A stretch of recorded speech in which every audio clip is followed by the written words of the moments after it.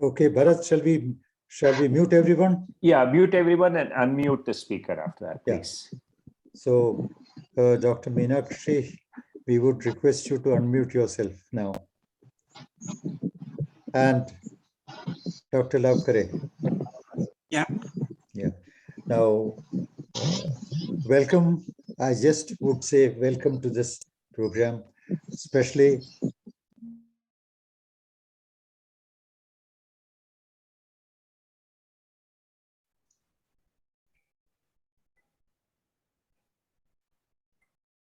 Dr. Raja, you're muted. sorry, I've been talking, thinking that I've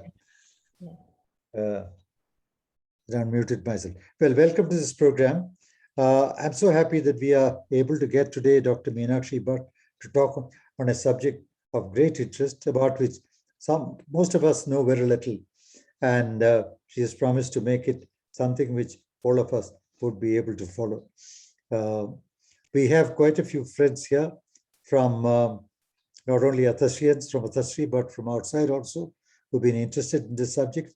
I'm so happy to welcome them from Bombay, from Vapi, from other places also, my friends and friends of Athasri, many of whom have been attending our programs in the past. So without further ceremony, I would request Dr. Lavkare to formally introduce the speaker. Dr. Lavkare. Lavkare, yeah. Can you hear me now? Yes, yes. Can everybody hear me? Yes, yes, yes, yes. Okay. All right. Okay, Dr. Meenakshi, I'm so happy really to see that we have finally managed to get connected with people in genetics. That's one of the topics we have not really had much discussion in our forum. So I'm really happy to have been able to get the best person. Now, Meenakshi, first of all, thank you, your institute, and my good friend Sharat Chandra for making it possible and spending so much time to come down to us and talk to people who are more Mendel genetics than modern genetics. So most of us have had our education when we really talked in terms of Mendel's experiments in genetics. But I know things have gone, a lot of water has flown, and we have to be up to date with what you are going to tell us today. First of all, I'm really very, very happy, Meenakshi, that you are working with Department of Science and Technology and Department of Biotechnology, which were my institutions. I was there for more than 15 years, and I can take a little credit for starting the Department of Biotechnology because DST was a cradle for Department of Biotechnology. And the first meeting with Dr. Swaminathan and late Professor Menon had started the Department of Biotechnology when I convened that meeting. And since then it has grown. Then we have had Ramchandran and then my good friend Manju Sharma have really steered the department very high. And I'm so happy that we are able to get people like you helping this department. I wanted to tell you something about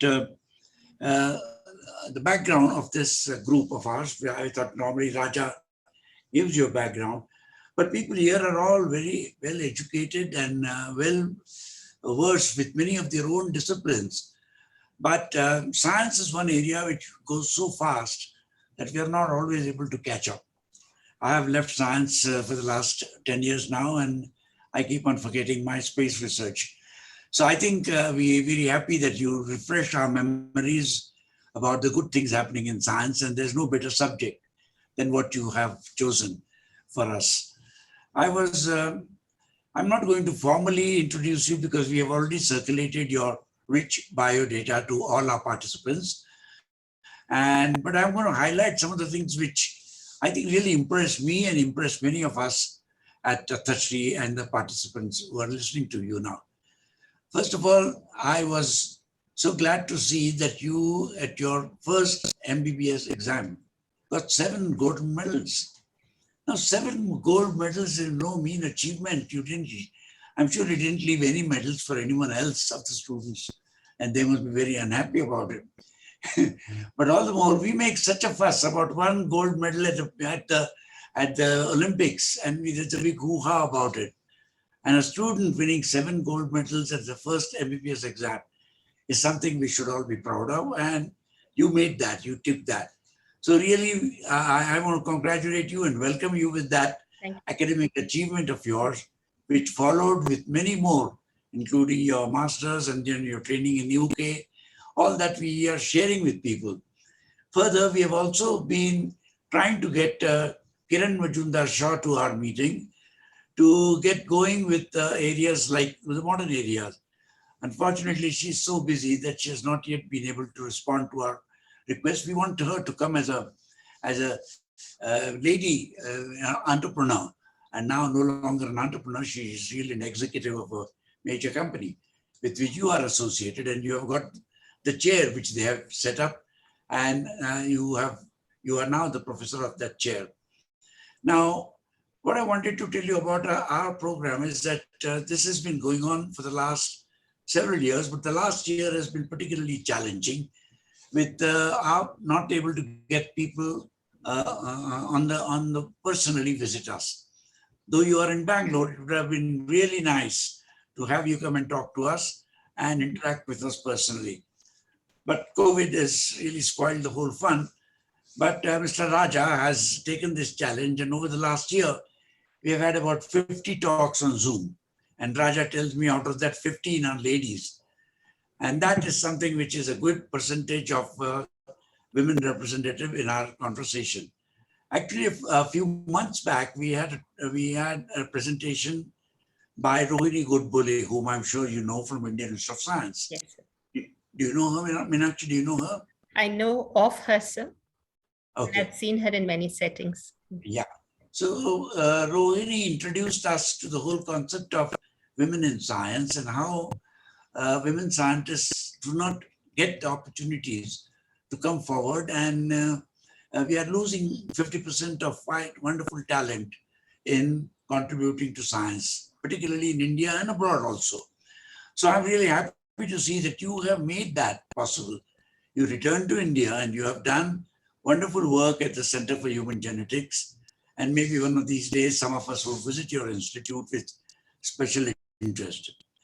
Dr. Meenakshi, but your special interest, that is what fascinated me in your biodata, was relating to your work with national and even international groups on evolving what is called as a rare disease policy. I was really surprised to see this. Though I've been involved in science policy, a number of issues, but I've never heard of the rare disease policy. So I went down last week and looked at it, and I was surprised at the kind of things which are challenging, and many countries are trying to face this whole issue of rare diseases. I know the rare diseases numbers which we're going to talk about, sure, don't seem to be very high, maybe 5 in 10,000, 6 in 10,000, and so on. But even then, that is something which I'm happy to see India is finally giving attention to. And you are contributed, Dr. Meenakshi Bhat has contributed quite a bit in formulating this policy, not only for India, but also for the state of Karnataka, because this policy is going to give attention to a totally new approach to having these rare genetic diseases in India, how to approach them, how to solve them. It's a long journey, all of us will agree. But the effort made by many of such scientists, including by Dr. Meenakshi Bhat, by doing a lot of clinical work, is something which I think we must all know about. And that is what Meenakshi is going to tell us, taking us back from Mendel's genetics, I hope, with the Peapod research, and bringing us to modern genetic engineering and how this whole area is going to change the healthcare system in India. I read the policy and I could see you had a number of obstacles. There were a number of obstacles in getting this policy over. Being a state subject, the states were not willing to accommodate all those things. But finally, with a grit like yours and other members of the committee, you are able to get this policy announced, and you announced it recently, and it's a 2021 major achievement of the Ministry of Health, where you have contributed very significantly. So, Dr. Meenakshi, with those words, as I said, I'm not covering your formal biodata, which has been already circulated, but I thought I will bring in certain personal elements which will highlight your personality. And that's what I've tried to do. And if I made some amiss, please excuse me for that. Thank you once again. And we look forward to learning about from genetics, rare diseases, and in India, and what exactly your experiences in your center. Thank you. Thank you very much for coming. Thank you, Dr. Plavkare. Before we start the presentation, once again, to remind all of you that you can use the chat box to write out your questions. I don't know how much time you will get for questions, but please feel free to write out your questions and comments, and we shall take them. We shall take as many as time would permit. So over to Dr. Meenakshi Bhat for her address and presentation. First of all, I'd like to say a very humble thank you for having me here. It's a privilege to be amongst such luminaries. And, I think the collective experience of your audience is something that I would only aspire to be reaching out to. So thank you for having me here. And I actually represent Professor Sharat Chandra, who was the founding director of Center for Human Genetics. And it was his vision and that we have reached where we have reached. So our institute, and I hope that many of you will come to visit us at some point, is located in Bangalore in Electronic City. And as you can see, it's a very small institute. We've put up one extra floor since the step was taken. But we feel that although the building is small, we are doing good things inside it. And one of the visions that Professor Sharat Chandra had when we started it is that in India, most times science and medicine walk on parallel paths, but do not ever meet together. Although I think there's a lot to be done together and in symbiosis. So that was his vision, to have medical people and to have science people talking to each other under the same roof. And on those principles, this institute was founded. So what we have started off with was a vision, which is slowly being realized. And of course, there's a long journey to go. So the Center for Human Genetics is an autonomous institute, but is funded quite significantly by the state government. And because of which we have been able to give services to patients, which is a very distinct thing that we do. So it combines advanced research. We've got at least 12 faculty occupied in basic human genetics research. In education, so we train a whole host of courses, and these are in relation to human genetics and genomics, especially in the area of science and medicine meeting together in relation to health and disease. And with that, we also provide clinical services, which are the patient services. Initially, when we started, because it was a science institute and not many people knew how to send or what patients actually would benefit from being seen in these institutes. We used to get a couple of children with Down syndrome on the odd time. Of course, the institute was already doing investigations in relation to diagnosis, and these numbers over the years grew because people became more aware. And I think it's not just making a diagnosis of a rare condition or naming it. It has to be something that becomes useful to the family in some way. And I thought I'll show you a few examples of what we have done over time. And beyond that, I think because we, DBT and ICMR, and I'm very privileged that I'm one of the recipients of something from DST, that we have been able to set up some infrastructure to provide our services. So we started short training courses where both the scientists and medical people would come. These would be focused courses on aspects like on structural anomalies that children could be born with, or heart problems that children could be born with, or even skeletal issues. And these would have experts from everywhere. And on 3 to 5 day ranges, we would try to focus on how genetics could make a difference and whether we could do something for people that were affected. So these short training courses led to many more referrals coming on. And over a period of time, our patient numbers grew. Alongside, we started up the MSc and the PhD programs, which we are affiliated to different universities with. But we also started for medical doctors who had finished their MD in pediatrics, a pediatric genetics fellowship program to teach them how to look at genetic disorders and how to go forward with managing these disorders. But because, as you will appreciate, I think, first of all, even within the realm of medicine, this is a rare area. And then secondly, the whole issue is that there aren't enough, even in our medical curriculum, we do not have enough focus on applied clinical genetics. And I'll speak a little bit about the training programs. So our collective efforts have led us to be named as one of the 8 centers of excellence through the country in the new rare disease policy. And it all started off, you spoke about me starting with Mendel.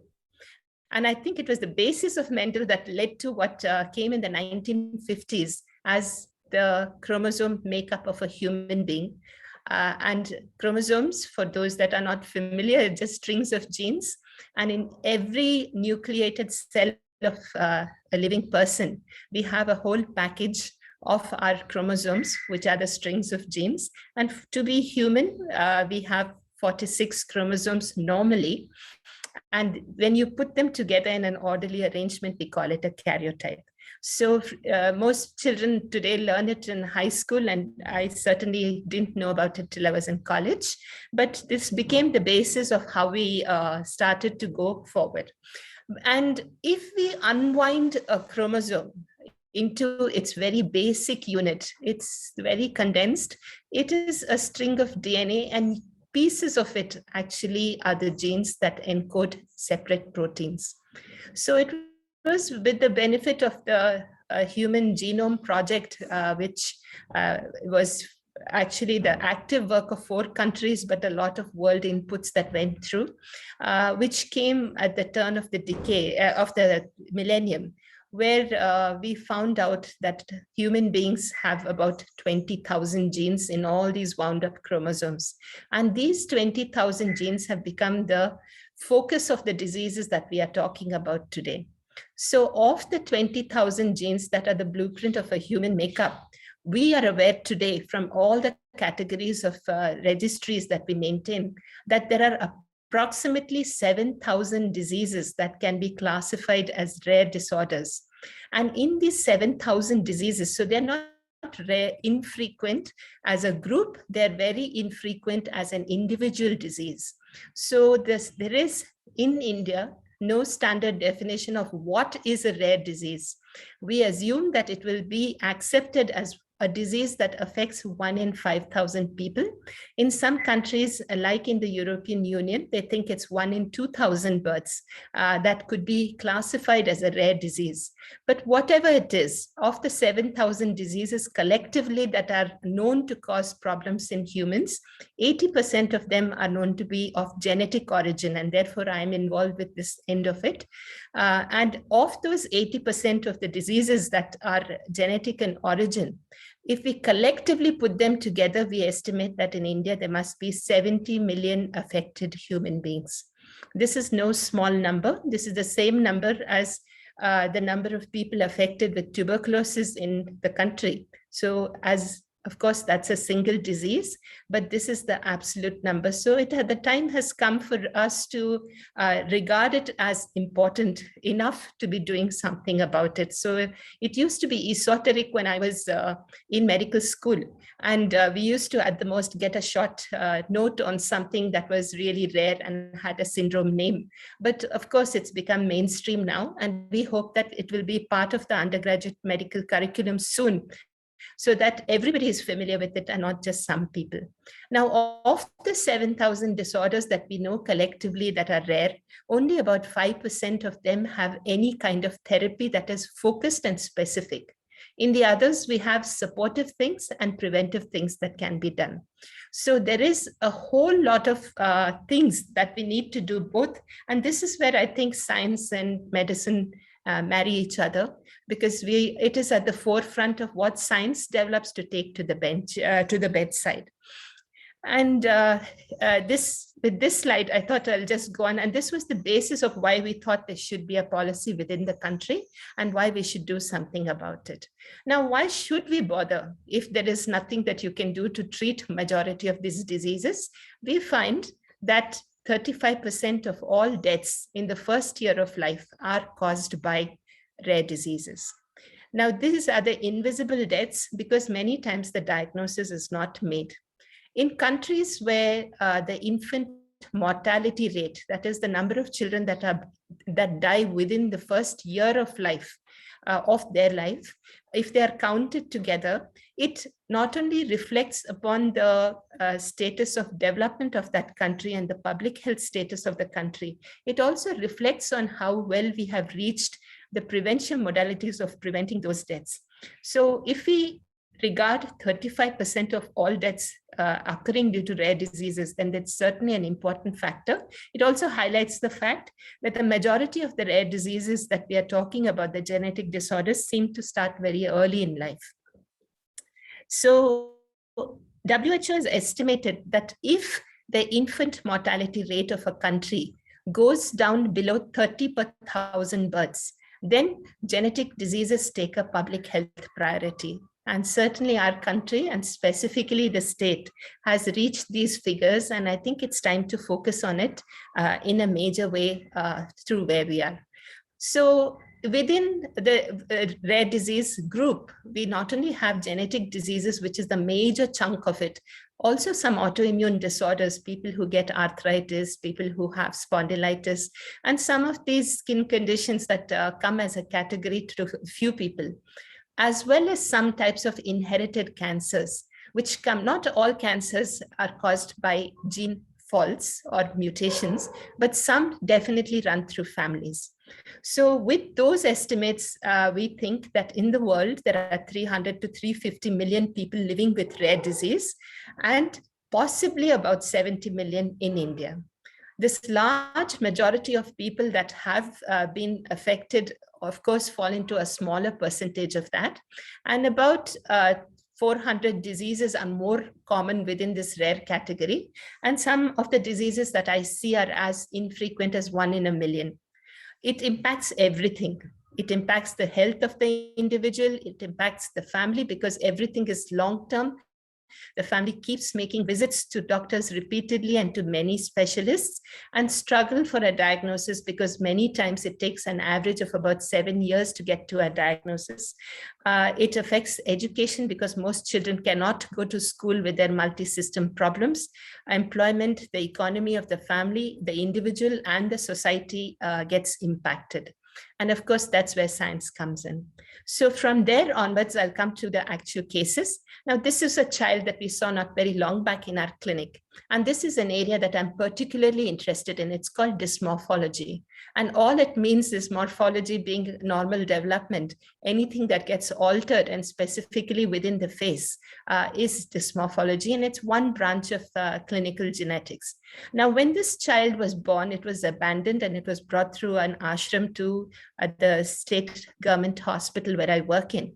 And, this child was abandoned for such a trivial reason, cosmetic, because developmentally it was fine in all other aspects. All it needed was surgery to fuse back the central part of the face. And the child has subsequently been adopted and is doing well. So it just shows you that the morphology of the face requires to be recognized. And this was an early embryological problem. For some reason, the face hadn't fused completely, but this was normally developed. So this altered morphology has many ways of how we can recognize it. Now, when we look at this picture, there's nobody who's here who would not immediately be able to name the person that has this photograph. So how do we do that? That pattern is actually the instant recognition that comes from having seen it before. And that is what we call gestalt diagnosis, where you look at the face and you recognize the condition. So this is the commonest condition that we see in our clinics. And many times, even if they're very young infants or even preterm births, you can recognize the face. And this is what we call Down syndrome. 1 in 700 children are born with Down syndrome. Most of them have this slightly mouth open appearance with their tongue stuck out. They have slightly upslanted eyes, and otherwise they're very normal looking and very sweet. But almost 100% of them have some degree of learning disability. They, from a century full of trying to avoid looking after these children or doing anything medical for them, in the 80s and 90s, people started actively looking after their medical issues, especially congenital heart disease.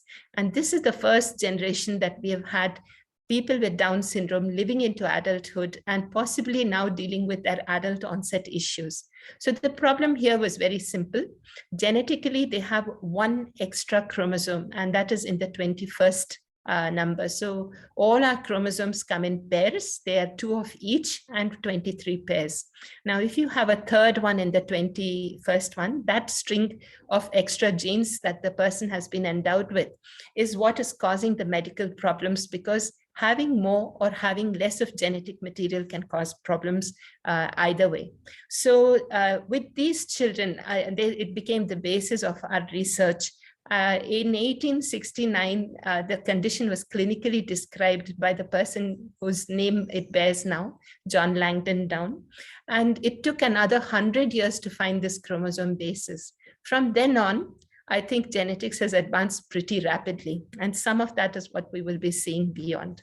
But whatever you name it, what does the family want to know? Once you have identified a medical condition, usually the question that they're asking you is, what does my child have? How did it happen? What will happen in the long term? Will my child live normally? Will the intellect be fine? Will they go to school? Will they have children of their own? Is there any treatment to reverse or improve this condition? Will it happen again? And can I do something to prevent it from happening again in my family?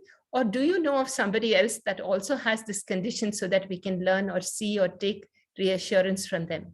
And answering these questions in the most scientific way, but empathetically and such that the family can understand, is what forms the basis of genetic counseling.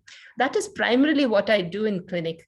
And the most important part of it is that it's no use what you say as long as the family doesn't understand it. So I deal mainly with families from low socioeconomic status, many of whom have come from the village for the first time to the city when they come with their child to the city hospital. And I'm fortunate that we have got this opportunity to sit and get a chance to talk to them. So what are some of the issues that we find in reaching these patients? So I put over here currency note, just to highlight that even on a single Indian currency note, we have 15 languages to express what it says. So in a country that has a huge population with 26 million births a year, where health is a state subject but is centrally governed, where we have multiple languages and thousands of dialects, and we have to converse with families about a concept that is so theoretical, to explain to them about their chromosomes and their genes, which are not visible to see, and then to see that they understand the specific rare defect that applies to them, which most medical people would not be conversant with, and then see that they still achieve the best they can under the circumstances. I'm sure you'll agree is a challenge. To add to that, in this country, both the genetic diagnosis and therapy is borne by the patient, the cost of all this. No insurance agency takes care of this, and this is what we've been fighting about. There's also no national data on the prevalence of these disorders, so what we assumed was rare is not as rare as we think it is. And as we stand today, that the GDP health coverage is still less than 2%. So naturally, the priorities on finance will still be headed towards what we think is the primary infectious disorders and community-based infections rather than for these rare conditions. So my clinical work, of course, is a drop in the ocean, but it still matters to me, and it's a large number when we look at the real rare disease population. So this is a typical day outside the outpatient in the city hospital when we used to attend it.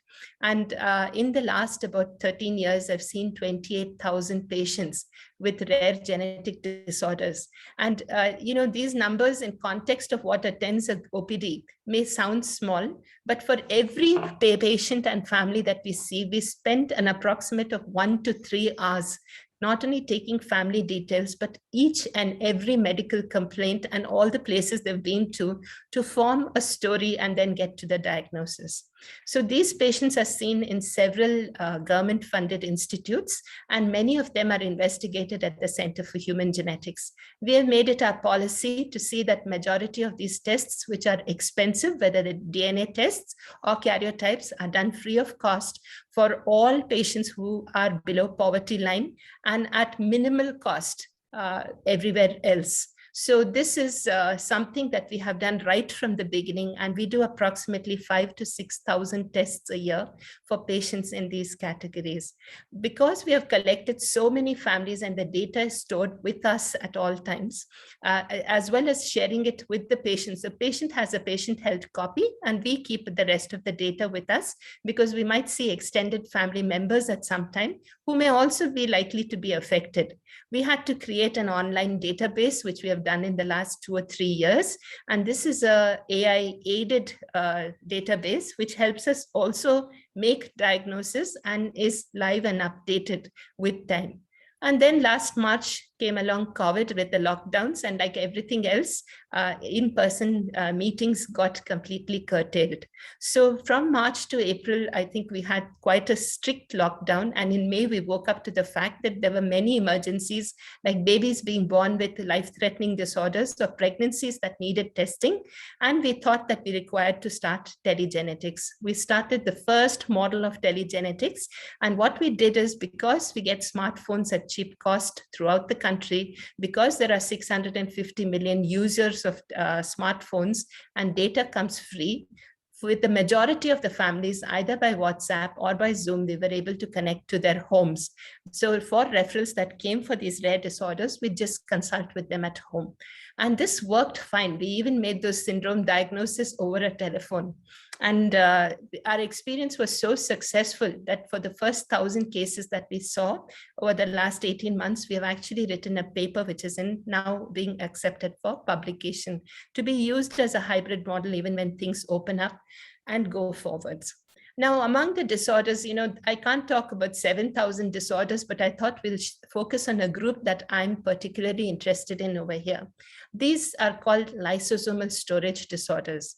And before you lose heart that we're going into some sort of depths of scientific jargon, I just wanted to say that in the blue category, which actually highlights about half the disorders that we see in this group, these are those metabolic disorders that affect lipid digestion within the body. This is not digestion in the regular sense of what you consume and it gets broken down, but more of at the cellular level, how a lipid can be broken down into bits. And these commoner categories of lysosomal storage disorders is what we see here very frequently.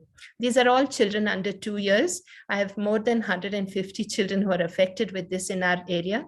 In the Western literature, it's classified as being 1 in 40,000 births, but I'm sure we have more than that even within our center.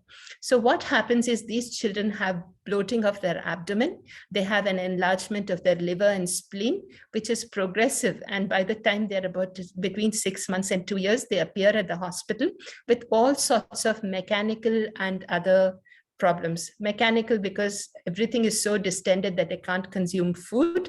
Other problems because the spleen is primarily responsible for breaking down blood cells. And if you break down too many blood cells, then you start bleeding because you've got less platelets, and you have anemia, which is severe because your hemoglobin goes down. And these become medical emergencies. Untreated, they die by the time they're about 5 to 10 years old, and it's a very distressing death. So it's a slow death witnessed by the family.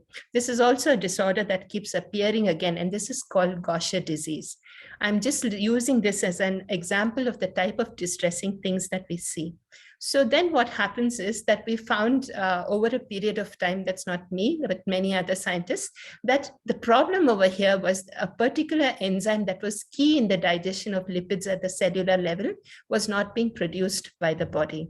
It doesn't get produced by the body because there is a gene defect that does not make that protein. So the purpose of that enzyme is mainly to take the, if you look at the dark blue on the top, the substrate, which is lipid over here, it binds in a lock and key mechanism to the particular enzyme, and then causes it to be broken down to smaller products which can be dissipated from the body and throughout the body. Now, this particular enzyme for this disease is located within the cell in an element which is otherwise called the garbage bag of the cell, and that's the lysozyme. So that is why it's called a lysosomal storage disorder, because the lysosome is a very important organelle which is used to degrade important food products at the cellular level. So missing enzyme means there's an accumulation of substrate, and the reflection of too much of substrate that's in the body reflects as having big organs. Bone marrow is distended, you have widely distended bones, and you have liver and spleen that becomes big, and the side effects emerge from all this storage. There are many such disorders, at least 50 that we know of, but Gaucher particularly we knew was an enzyme problem. So what can you do? Just like you can give insulin for diabetes and give it continuously over a period of time to keep diabetes in check, we give enzyme to get these children back again to get the replacement done. But this enzyme gets broken down in the body quite quickly if you give it as an injection. So it needs to be given every 15 days for a lifetime. What's happened over a period of time is we've had to import these enzymes. They come from outside of the country. They're hugely expensive, and they cost approximately 30 lakhs per 10 kg child. So if you are 30 kgs, it becomes 90 lakhs, and this is the cost per year. And this is a lifetime of expense. So you can imagine it's just impossible for any family, however wealthy, to be able to treat their own children at their own cost. However, we have got now at the moment nearly 50 patients at the last count. This is a little older slide, but I've said 42 patients who are getting treatment in my center. And each of them pays only for their to and fro travel. Everything after they enter into the hospital is free of cost. So our oldest child is now 21 years old and has been getting enzymes for 12 years continuously in a country that does not reimburse anything. So that has been a challenge, that has been a struggle. But what's really important is that the journey that went into going through this. This is just a set of children with Gaucher disease who started with those big bellies, and this is what they look like. All my children go to school. All of them do well intellectually. All of them probably are toppers in class, probably even before, because they realize how difficult it was for them to even make it to school in the first place. And it gives me great pride that over the last 15 years, we have managed to get to this point. And even if the numbers are small, I think this is the first start to bigger things in life. And it's so important to know that these outcomes can be, these children do exactly what everybody else's children do, except every 15 days, they end up in the hospital and spend 2 to 3 hours getting injections to keep them alive. So I just wanted to show you one example of what rare diseases therapy means, even if it costs 30 lakhs per year per child. And we are now looking for mechanisms to reduce these costs, manufacture within the country, look for new medicines that can do better. And that's where the science comes in. And a lot of our focus on science, especially in my department, is towards making more affordable therapies. I wanted to show you something really rare, which I first read about as an interesting literature, but I think this is really amazing. And I wanted to tell you why I'm showing you this. So there was this article which said the man who turned into bone. This is the story of a man who finally donated his skeleton to an American science museum, and it continues to be there. So beyond the normal skeleton that he was born with, over a period of time, bone got set into his muscles and ligaments, such that eventually only his lips and eyelids were moving, and he died in his late 30s, unable to breathe because his chest could not move. And if this doesn't sound bad enough, This is what we have seen in my center. And we now have about 9 patients with this disorder, which is supposed to affect 1 in 2 million births. This is a disease called fibrodysplasia ossificans progressiva, a whole mouthful, and we call it FOP for short. Why is it important for us? Because when you start looking at what is causing this, these children are born normal, and over a period of time, every time they have a little trivial injury or a bump somewhere, that area swells up and bone sets in underneath the skin. And with time, they all bend their spines and they have inability to walk, inability to bend, inability to squat. And you can imagine how these families use the toilet or have to be aided to come upstairs. There's a whole lot of disability.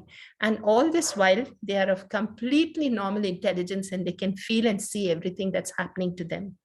Now, when we looked at the gene testing in this, we found that there was a particular gene called ACVR1, and this gene was very responsible for switching on excess bone formation. So what? So it just affects very rare numbers of patients, and we have found the gene and we find out that it causes excess bone formation, and therefore these people are prone to it. The whole mechanism of understanding how this switch can be put on and how it can cause a rare disease led us to believe that this might be a model for understanding more common problems in society, such as osteoporosis.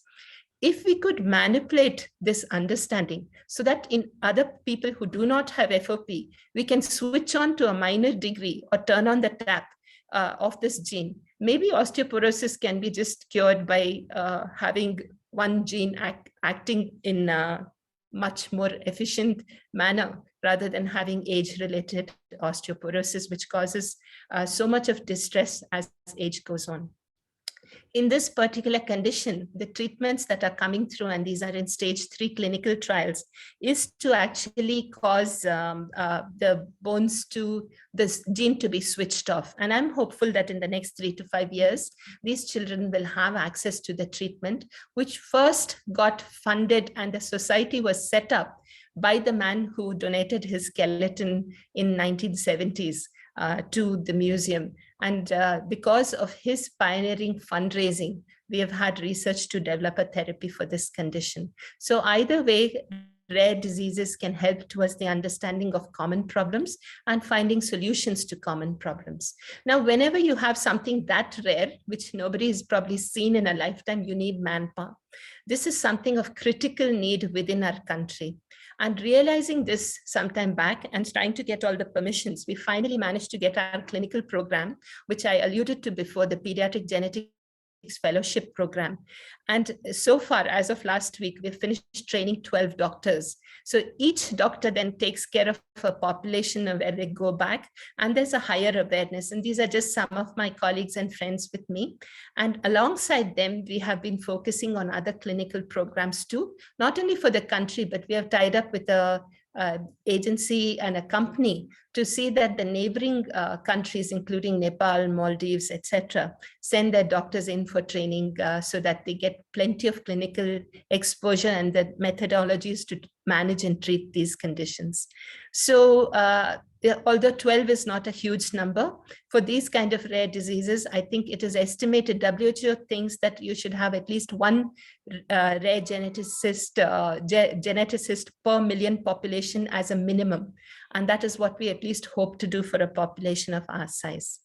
Now, while public awareness raised, I used to talk everywhere that I got invited in the hope that we could raise awareness. People laughed at me in the beginning, and especially when I spoke about costs of therapy. These are some of the pictures of our awareness days. Slowly, the patient societies started coming up, and in groups, their voices were heard better. And this has been some of the patient numbers with rare diseases that we've had over meetings in different places. And I just want you to see the margin below. It says Race for 7. This is an annual race that is held in St. Joseph's in the center of city on the Rare Diseases Day, which is 29th of February or 28th each year, to raise awareness about rare diseases. And in the last run that we had when we didn't have COVID, there were 5,000 people who had come for it. So this is something I would like, if any of you wanted to participate or come through, it is really heartening to see, because families come, people, young people come, everybody comes, and it's really something that we need more people to be aware of. As a result of this, the people who had no therapies, no money, nowhere to go, finally had to approach court as a group through the Rare Disease Society. And the first time through in 2015, 34 patients who had been treated through the state hospital were successful at the High Court level. And the Karnataka High Court had a very, I think to me, a very life-changing decision to treat patients who have these conditions, and they outlaid funds, or they allocated funds through the government's budget. So 2016-17, for the first time, we got 4 crores under the National Health Mission to treat these patients, and it just about met 1/4 of the needs that we had for that year. Subsequently, continuously, we've been getting funding. And why this was so groundbreaking is this is the first time anywhere in this country that we managed to get treatment money for rare diseases at any time. Karnataka still leads in this. I don't think there are many other states that have done that. And our 42 patients that get treatment on a continuous basis get it through these funds. So we're very proud of what we have. And even these little drops in the ocean, I hope, are markers to other people to get forward. As soon as you get money and you have treatment, you need a place to treat them. If you put them in a general ward with treatment injection vials that cost upwards of 1 lakh per vial, it's very, very important that it's given in the right way and kept in the right way. So with public-private partnership, and certainly with Center for Human Genetics contributing, at the Indira Gandhi Institute of Child Health, we set up the Center of Excellence for Rare Disorders. It's a 7-bedded daycare ward, and it's furnished in very bright colors so that when the children come, they don't feel disheartened or gloomy when they come through. All this has been done. The Indira Gandhi Institute gave us permission to make this, as well as the space, but the rest of it has been funded through donors, and has been sustained through that because we had a dedicated nurse to start off with. We now have 3 staff, and these are the people who do not cross over into other wards, but are trained to give this rare disease therapy. And our children come either once a week or once in 15 days. And as of yesterday, we have about 206 children on various rare disease therapy in this one ward. It's the first center of excellence in the country. Many other medical colleges have then used this model to set up similar units in their own setup. What's important is that it's completely free. Nothing is charged, nothing, no consumables, no thing. And through the COVID epidemic, when we needed them to come, they came with the support society's help in cars that were fumigated ahead of time. And these cars were paid for by the support society so that the family could travel in and out safely and get their life-saving medication in the hospital. Now, prenatal diagnosis is something else we focus on. That's testing in pregnancy, because majority of these genetic disorders, once it appears one time in the family, and because it's carried by genes, if the parents are carriers, it can happen again and again. So many times we get families where 2 or 3 children are born with the same disorder before it's even recognized.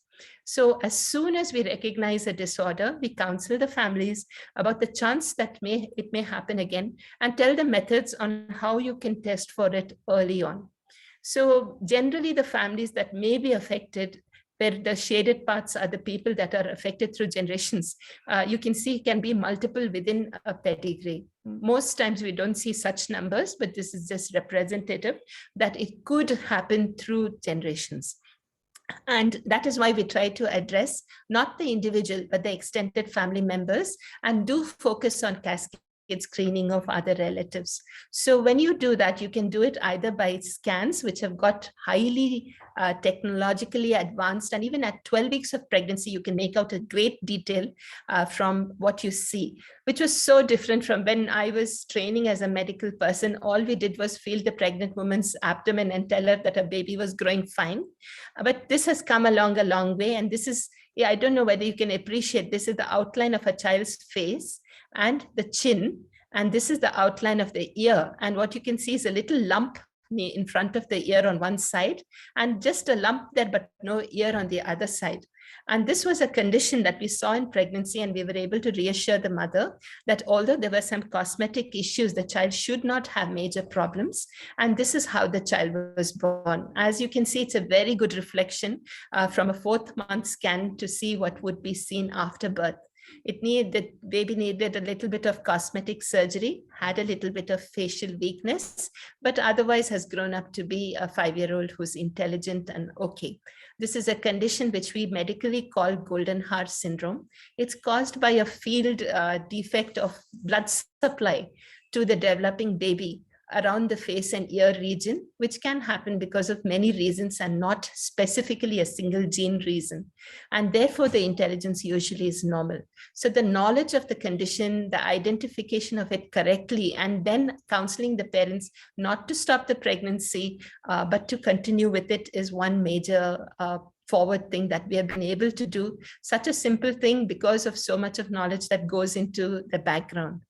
Now, the other hand that we have is prenatal diagnosis by invasive testing.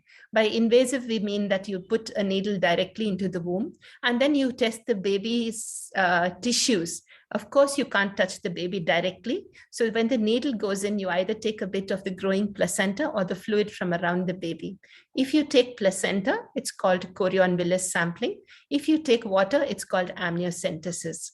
The first can be done from any time after 11 weeks of pregnancy. The other one needs to be done after 16 weeks. So why do we take samples from around the baby?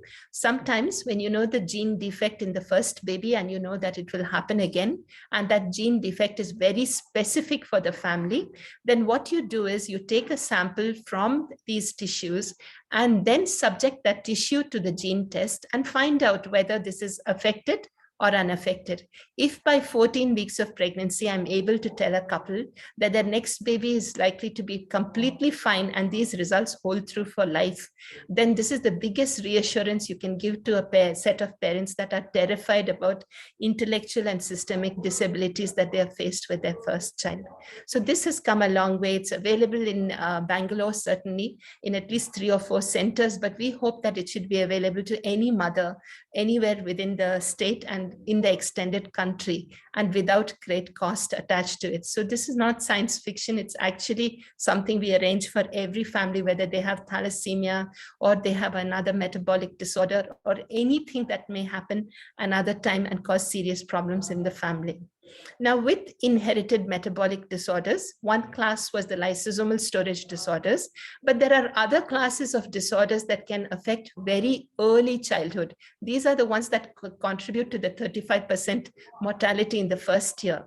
Many of them happen because the mother, a circle, and the father, a square here, happen to be married within relations, which is represented by a double line. Here, this is an uncle-niece marriage, which seems to be common in all southern states except Kerala. And in Karnataka, particularly, we estimate that 20 to 30% of all marriages are within close blood relatives, otherwise called consanguinity. So when you have these close marriages, the likelihood of the mother and the father being carriers of the same disorder and then transmitting a double dose of those genes down to their child each time they have a conception becomes much higher. The mathematical risk of an affected baby with double the dose of genes of the affected type is 1 in 4 for each pregnancy. And this is the common method in which most metabolic disorders are inherited.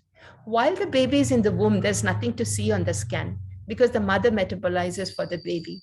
But once the baby is born and starts having its first feed, that's when it hits, because that particular enzyme that is required to digest either an amino acid or a fat or a carbohydrate does not work.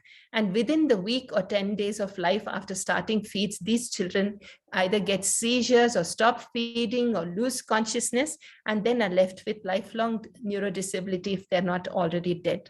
So what happened as a result of this was, we know of at least 200 disorders of varying frequencies, and quite a lot of them are listed out here. So we've needed to find a quick way of diagnosing them very quickly after birth. And this is a program which is not yet available. We think that only about 3 to 5% of children born in India, of those 26 million, actually get this testing, which is called newborn screening. It's very self-explanatory. What you do is that for a newborn who's born anything about 2.5 kilos birth weight, as soon as they start feeds between day 1 and 3, you take from the heel of the child, warm it up, have a little needle prick, and collect on a filter paper, which is like a postcard, a few drops of blood. And this blood is then dried at room air, sent off to a laboratory, and within the next 2 days, tested for a set of disorders that's specific to the country. Every country has its priorities, mostly looking at disorders that can be treated and can be effectively identified. It was started in New Zealand in 1965. India still doesn't have a public health program of any dimension, although we hope that through the national policy that has been passed, we will be able to identify. So what happens if you identify these disorders? You have a name, maybe you can prevent it in the next birth, but what happens to the child in question? What is the need for identifying early if you don't have treatment? And this is where foods came in. So we realized that medical diets, which can exclude the particular element that causes toxicity to the child, should be given in exception to general foods. And this should be started as soon after birth as you can. As an example, we have a disease called phenylketonuria. Those of you who read extensively, there was an author called Pearl Buck, and Pearl Buck's daughter had PKU. And for a life, she was mentally retarded, the child, and lived for many years. So this is a condition that is caused by an amino acid that cannot be metabolized within the body because of a missing enzyme. There are many such disorders, and I'm just showing you some pictures of PKU, which has light colored hair. And this is another disease called glutaric aciduria, which has such a heavy head that they cannot hold it up even when they are semi-adults. And these disorders can be corrected by diets like this, which are called medical diets. To import a 400-gram tin from another country and treat a child for the first week or so, it costs about 16,000 with all the duties. And this was unaffordable to most families. So at a point, we partnered with a company in Bangalore, and we have managed to make organic foods that are able to treat this and 14 other metabolic disorders, which are available at under 1,000 rupees a tin, which is about 1/16th the cost. From our own center, we have got about 150 patients on therapy with these diets. And in our center, we subsidize it. We used to give it free, but we found that people then misuse it or don't use it. So we charge a nominal 500 rupees per tin, and we bear a loss above about 400 rupees per tin with this food. And as our children started growing up, we realized they can't take these tins to school. So when they started becoming school going, we have now developed low protein flour. We have got biscuits. We're trying to make these juices and bottled drinks so that they have a sense of normality and they can carry some food with them. It's struggle. These are small steps, and we still have a long way to go. But I think we have finally managed to make these children live without neurodisability, because not only are we picking them up early, we are able to treat them. This is some of the graphs of what happens to the chemical values of the particular amino acids, which come down to baseline and normal. Anything above under 400 is normal. So if you can get it normalized within the first month of life, these children remain intellectually normal for life. So this is what we've managed to do in a small number of people. Of course, the challenge is to identify everything early in a country where there is no newborn screening program. So what is the value of studying rare genetic disorders at all? You know, the match of having science and medicine under the same roof was a huge advantage, because if you study a clinical profile of a patient, you start to begin to understand the disease mechanisms. If you have good description of the clinical profile of the patient, then it becomes important in identifying the right type of genes. Gene testing is expensive. If you do it as a whole bunch, which is done with next generation sequencing, then it costs anything from 17 to 30,000, even at the subsidized level per test. So that's why you have to be very specific if you want to know what test to apply to an individual and how you can get to the answer without having to waste a lot of the money that the patient has. Now, disorders with mutations in the same genetic pathway will still have different prognosis for different individuals. Some can start very early, some can come later. And there are many things that you have to keep aware of. And because genetics is a dynamic science, if I've learned something today, 5 years later, it's obsolete. So I need to keep up to date all the time. There isn't an evening when I haven't sat and read, and so also my colleagues.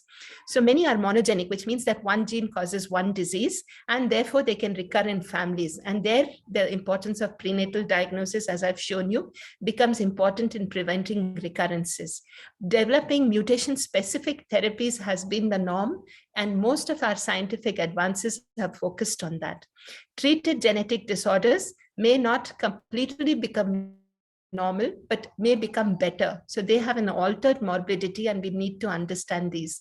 For example, we know that the people that I showed you with the huge bellies, the Gaucher disease, when they are treated, these people, when they grow into 40s and 50s, they seem to develop Parkinson's for some reason, more frequently than the average population does. In fact, looking back reversely, if you look at 100 people with Parkinson's, 1 out of them probably will have the Gaucher gene mutation as the causative factor. So therefore, it's important to know what morbidities it leads to. And finally, rare diseases help us understand and treat common medical conditions. And I'd shown you FOP and our osteoporosis story as a result of that. So what about the centers that provide it in this country? We have very few centers, literally about a dozen centers through the country that do what I do. And we have less than 100 clinical geneticists like me in the country so far, and hardly any people who help with counseling. So the struggle is big. For a population of 1.3 billion, 100 doctors are just not enough. And that is what we aim to train. And I think our little 12 doctors that we have managed to add to these series.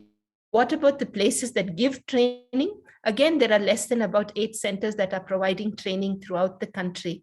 And it's extremely difficult to there are hardly any teachers. So you can, it's difficult to put together programs. But here, online teaching has come to our rescue, and many of us rely on supported aid from teaching from experts abroad in different places. Now, what happened subsequently? It's no use if you have one center at Center for Human Genetics and another one in Lucknow or in Delhi. So this is where all of us who were working in the field and realizing that we need to reach out to the community, fought for a very long time, lobbied, got the patient support groups to also put in their voice. And of course, the government finally decided that this was time. And the national policy, which I was in my introduction, Dr. Lavakere alluded to, got approved in March 2021. So this is the national policy for rare diseases. And you can see why those numbers that we showed in the beginning need to be addressed. So what it does is it has identified 8 centers to start off with, which will be centers of excellence, and they're distributed all over the country so that we can be the nidus for providing specialist care and training specialists to reach out to every medical college eventually within the country. There is no financial outlay from the government directly towards the treatment. However, CSR initiatives will be tapped on. The government has just created a web portal where they can match donors with patient stories so that you can individually or collectively donate towards this. And this is under the Ministry of Health and Family Welfare. And from the Rashtriya Bal Seva Nigam, they're likely to give a one-time up to 20 lakh grant to government institutions which are recognized under the program for things like bone marrow transplant or liver transplant, kidney transplant. So this is what has been outlaid so far, and it's the right step in the first way for these rare disorders which may require things. And with that, I'll leave you. Thank you for your attention, and thank you for giving me a chance to talk. I hope I'm not overshot my time. Not at all, not at all. Thank you very much indeed. Thank you very much. That is really great, brilliant for people like us who knew very little about it. We could follow, and the example, the cases that you have really presented make it much more impactful so that it sort of sinks in. Quite apart from the questions that I've got in the chat box, there may be others who may want to ask questions so they can raise their hands, but I'd first like to deal with the questions which we see in the chat box. May I take them up? Yes, sir. Why not? Yeah. Shall we close the screen, share screen? I'll just do that one second. Yeah. Yeah, that's fine. That's fine. Now, there is one question.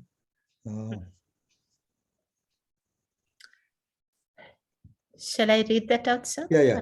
I just lost the screen. Yeah. Yeah.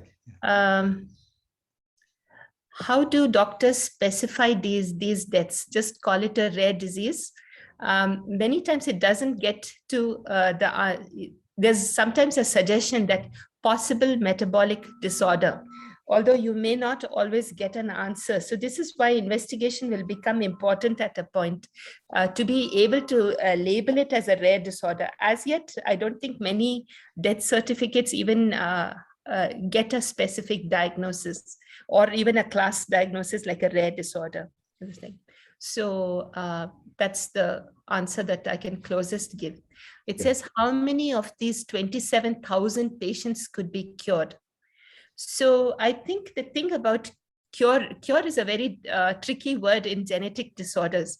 If the pattern of somebody's genes have been altered to create a medical problem, until you remove that gene or replace the gene, you can't call it a cure. So I think at best, we manage to maintain the individual free of problems. And that is the specific therapy we are talking about. Cure will come, I think, in the next generation when what we talk about as CRISPR-Cas will be able to, these are molecular scissors that can snip out a bit of the faulty gene and possibly put back a gene that does not have the medical problems. That is the basis of CRISPR-Cas, but I do not think it's reached because of various ethical issues into human treatment yet, as far as cure is concerned. But 5%, which means roughly about 500 disorders, are amenable to specific treatments, and a few can be treated by replacing things like the kidney or the bone marrow. So for certain blood disorders, we do bone marrow transplant, and that is as close to a cure as you can call it. So 500 disorders, approximately, types of disorders, and our 27,000 patients, I would say about a third of them have been able to reach treatment. Okay. One Then, Dr. Shanta. Yeah. There is, has there been any work done on Duchenne muscular dystrophy? So this is a particular disease which affects boys, and it is carried through mothers. So mothers are silent carriers, but it can affect boys. Boys who are born normal over a period of time lose the ability to walk, run, and their entire motor movements. And eventually, untreated, they usually die in their 20s. Now, Duchenne muscular dystrophy is estimated to affect about 1 in 4,000 boys. And obviously, this is a problem. I'm very pleased to say that there's a lot of research that's happening in DMD, which it's called for short, and a group in Bangalore is actually working towards making one of these experimental therapies, which we're about to start as a clinical trial in the hospital that I work shortly, hopefully. We're just looking for funding for that. So it's a tricky area and a lot of papers to fill. But I think we will be able to look at where the light is appearing at the end of the tunnel for this disorder. And then there is a question that says, are these rare diseases only identified in infants? Not at all ages. Sometimes you get progressive blindness, macular degeneration, retinitis pigmentosa, even myopia, short-sightedness, which runs through families, can be part of a single gene inheritance. You can have disorders such as inherited cancers, particularly breast and ovarian cancer, or you can have cancers of the colon, which might be inherited. Then neuropsychiatric disorders, like certain types of Parkinson's, certain types of, we spoke about osteoporosis, certain types of other neurodegeneration. And as we are heading towards other diseases, many of the neurological diseases, including schizophrenia, may have underlying genetic basis. Once we have identified the genetic basis of a condition, then you work towards management and therapy. So that is where we are headed. So certainly not in children. I particularly work in a children's hospital. So the majority of people I see are children, but we also see a lot of cancer families.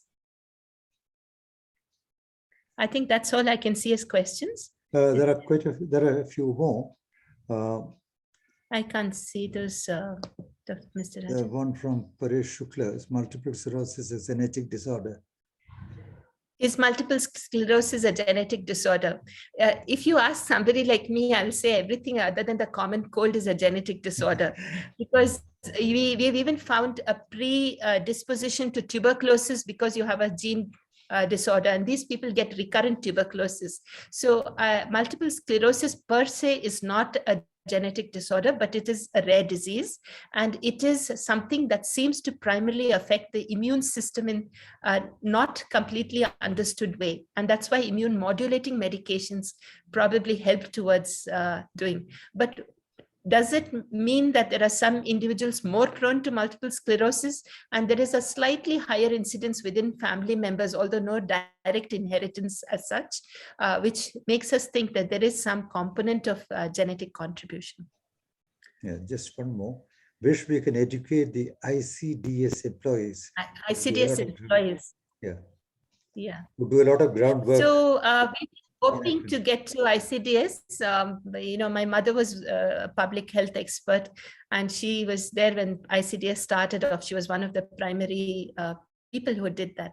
And certainly Anganwadi workers, or at least approaching this. I'm hoping that through this National Rare Disease Policy, as part of one of the teams that have been identified as Center of Excellence, what it means is we go out to the community, adopt particular districts, and be responsible for all the prenatal diagnosis and newborn screening, as well as education. I'm hoping that we will be able to do this at least in targeted areas.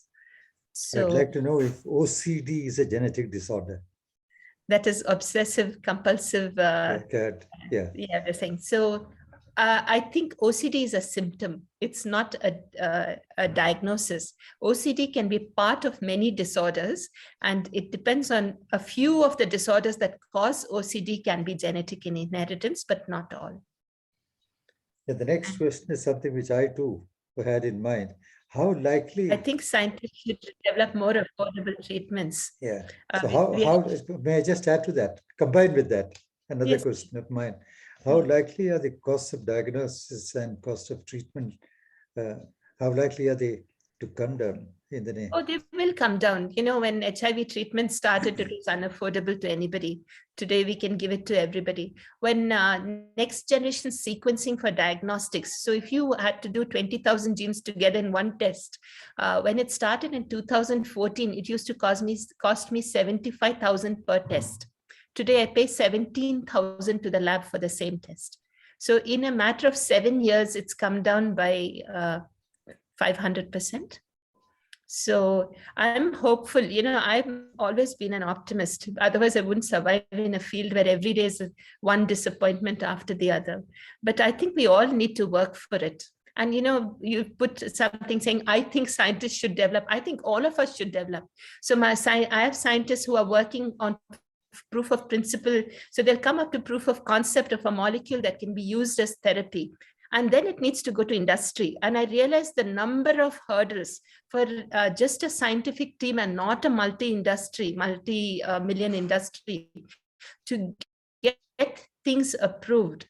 It's a big challenge. You have to have all these good manufacturing practice setups, which cost enormous amounts. So unless the government puts in a role to set up GMP facilities, how many of our molecules are really going to go into therapy?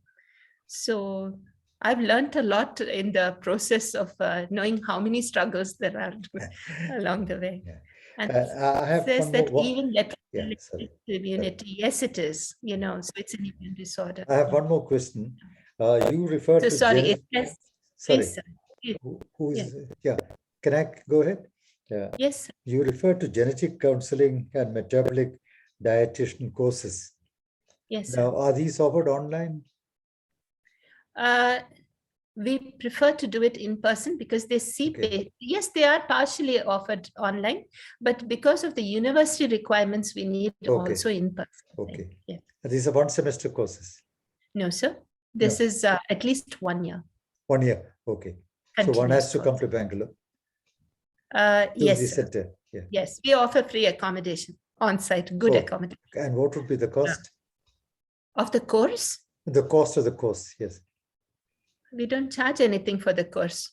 Oh, okay. Only your living costs of the individual will have to be borne by the individual. Okay, okay. I am in the process of trying to get as many people as easily into learning these things so that they can be of use to society. Yes. Right. Yeah. Absolutely. And Dr. Lavakere said, any comments on COVID? What do you want me to say, sir? Everything that all my patients with rare diseases that we are concerned about, we were very worried that they would have high morbidity during COVID. And yesterday I did a talk about rare diseases and COVID. And we were very surprised to find, especially with lysosomal storage disorders, which are on treatment, that many of them, even those that contracted the infection, got away quite lightly. And that after COVID virus enters the cell through the ACE receptors, which is through that spike protein. Once it enters inside the cell, it works its way through the lysosome, which is the body that I've been talking about, which is the digestive body. And for its able multiplication and to be replicated, the lysosome needs to be intact. So in patients who don't have intact lysosome, because of our genetic diseases, they seem to fare better with these viruses, very surprisingly. And they respond well, all these rare diseases patients, with the exception of those that have got immune deficiencies. All of them can get the same sort of medications, response to infection, and the vaccination as anybody else. Thank you. I think that's all that we have time for. We have already stretched ourselves beyond the time limit. Thank you very much indeed. I hope it was useful. It's been a wonderful session. Very, very instructive. Yes, Padmini. Well, last question. Yes. You're muted. You need to unmute. Please unmute yourself. Last brief question. Unmute yourself. Unmute.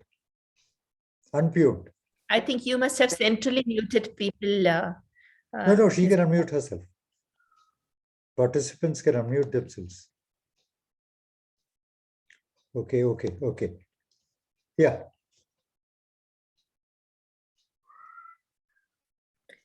If you could put it in the chat box, I'd be happy to take that. Yeah.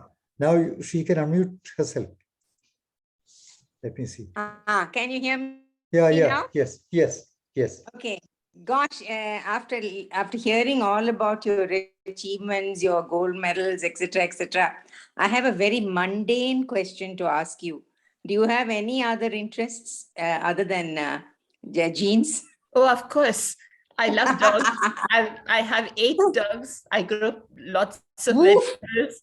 And do you do the gene therapy on them too? No, these are just rescued strays. I'm very passionate about animals and animal welfare. And How nice. I also grow my own vegetables. So we eat Wow. our garden. So yeah. I These are think, I two think So you should come and teach us, Athashri, and how I to grow our think vegetables. Padmini and other members We are of still of groping. Pathasri will have Yeah. many more questions of this kind, and we will probably reserve them for your visit here to Pathasri when you come here Yes. and spend an evening with us, which we would love to have as soon as With- things get better.